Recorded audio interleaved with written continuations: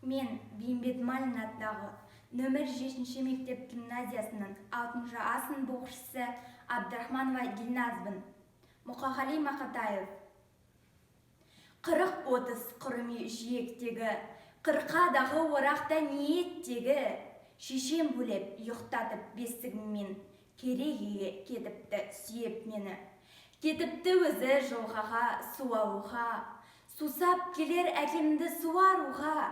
Әкем байғыз орақта болса керек, мұшшасы жоқ күлуге, қуануға.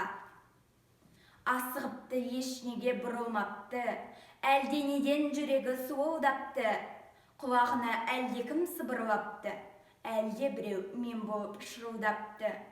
Үйне мұрты шаншылап танауында, әлденеден мысықтыр қарауылдап.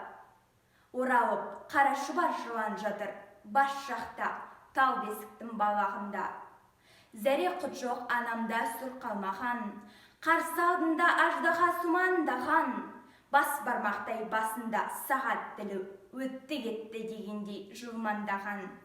Қысып тұрып қысқышпен желкесінен, әжем оны алыпты жер төсінен, анама сүт әкел деп бұйырыпты, әңгімені доғарып келтесінен.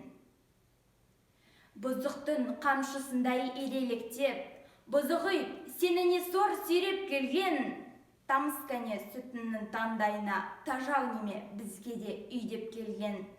Әлде сақтап періштем қақты мекен, әлде қорқап мысығым жатты мекен, әлде менің дұшпаным өзі қорқып менен келіп қорғаныш тапты мекен.